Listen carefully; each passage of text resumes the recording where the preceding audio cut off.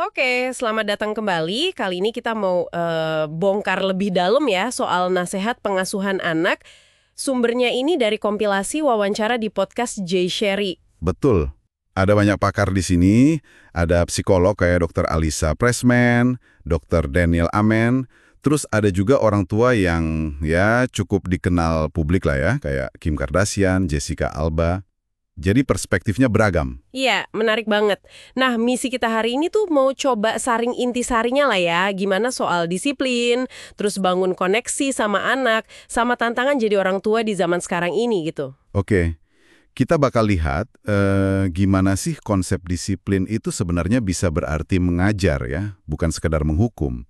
Terus pentingnya kita sebagai orang tua itu hadir penuh sama komunikasi yang benar-benar terbuka. Termasuk juga gimana orang tua yang mungkin hidupnya disorot publik gitu, menyeimbangkan antara ambisi pribadi sama keluarga. Nah, itu dia. Menarik tuh. Oke deh, langsung aja yuk. Kita mulai dari topik yang kayaknya selalu jadi perdebatan hangat nih, disiplin. Ah iya, disiplin. Dr. Alisa Pressman ini punya ide kunci nih. Katanya, disiplin itu tujuannya buat pertumbuhan anak, bukan sekedar hukuman. Jadi penting banget menetapkan batasan yang justru bangun rasa percaya diri, bukan malah bikin takut. Betul sekali. Ini nyambung banget sama konsep bahwa semua perasaan anak itu boleh, valid, tapi nggak semua perilaku bisa diterima gitu. Dr. Pressman ini menekankan gaya pengasuhan yang disebut otoritatif. Otoritatif ya. Itu gimana tuh? Jadi kita tetap sensitif sama perasaan anak, dengerin mereka, tapi juga harus tegas sama batasan. Demi apa ya? Demi keamanan fisik dan emosional mereka juga kan? Ini beda ya sama permisif yang serba boleh, atau otoriter yang kaku yang bikin anak takut. Jadi kayak balance gitu ya antara empati sama aturan? Tepat. Perasaan itu sendiri nggak bahaya kok. Yang penting gimana cara menyalurkannya. Itu yang kita ajarkan lewat batasan. Oke, tapi kan tantangan ya, gimana kita bisa konsisten ya? Apalagi kalau lagi capek atau stres gitu, ada tips praktis nggak sih dari dia? Nah, konsistensi itu memang kuncinya banget. Contoh paling gampang, soal gawai deh pas malam hari. Mungkin anak bakal marah, bakal ngambek, tapi aturannya ya tetap jalan. Kita tetap ambil gawainya. Iya sih. Ini bukan menghukum marahnya dia, tapi ngajarin soal konsekuensi alami dan menghargai aturan bersama dalam keluarga. Jadi fokusnya membangun pemahaman, bukan kepatuhan karena takut semata. Masuk akal, masuk akal. Oke, dari disiplin kita geser dikit nih ke fondasi yang lain, yaitu koneksi. Dr. Daniel Amen, nah ini dia punya saran praktis soal waktu berkualitas. Oh iya, Dokter Amin. Dia punya teknik waktu spesial namanya. Simpel kok, cukup 20 menit aja sehari. Kita fokus lakuin aktivitas pilihan anak. Penting nih, tanpa kita nyuruh-nyuruh atau banyak nanya. Cuma 20 menit ya? Iya, tapi fokus penuh. Ini kayak nabung dikit-dikit lah di bank relasional kita sama anak. Efeknya bisa gede loh buat memperkuat ikatan. Selain waktu khusus itu, soal mendengarkan juga krusial banget ya disebutnya, bukan cuma dengar sambil lalu gitu. Banget. Mendengarkan aktif itu bukan berarti kita buru-buru kasih solusi atau nasihat. Coba deh kita ulangin dulu apa yang anak bilang. Misalnya nih, anak bilang, aku pengen rambutku biru. Haha, oke, terus? Ya kita responnya bukan langsung, nggak boleh, atau aneh-aneh aja sih. Tapi coba bilang, oh jadi kamu lagi kepikiran pengen punya rambut warna biru ya? Itu namanya validasi, bikin anak merasa didengar. Oh gitu, jadi diakui dulu ya perasaannya ya. Betul.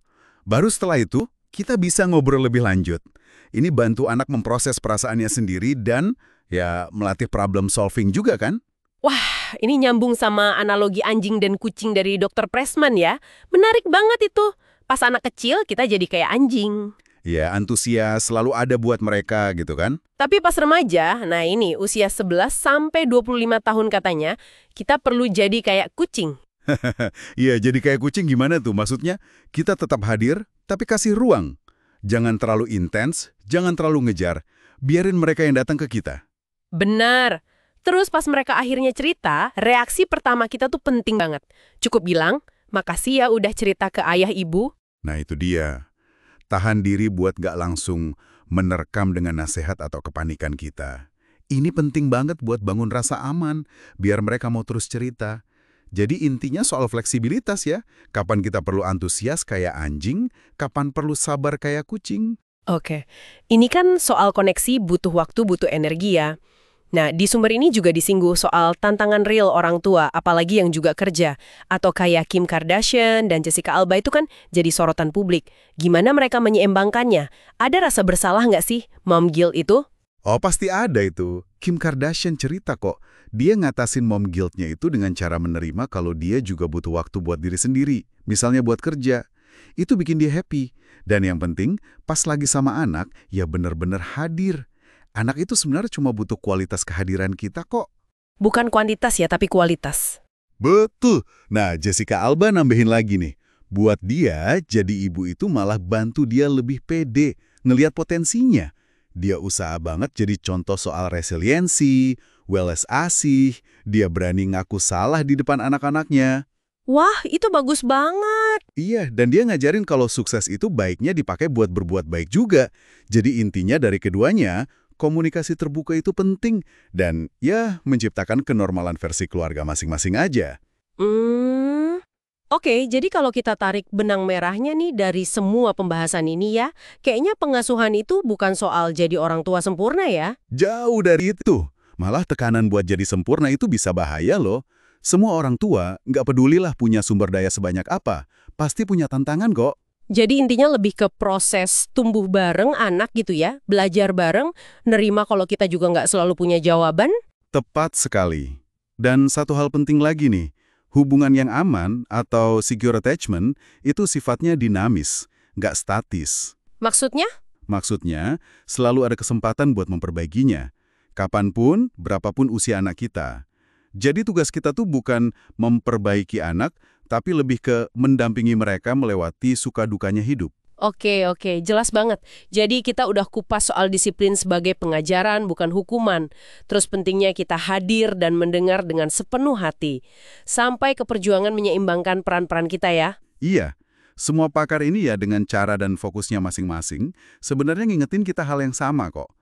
Inti pengasuhan itu ada di koneksi, tumbuh bareng, dan belajar menerima ketidaksempurnaan.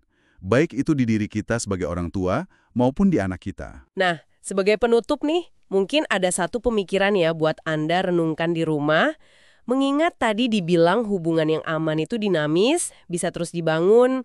Kira-kira nih, satu perubahan kecil apa dalam cara Anda berinteraksi hari ini yang bisa mulai memperkuat ikatan dengan anak Anda? Terutama mungkin kalau hubungan lagi terasa agak renggang belakangan ini. Coba direnungkan ya.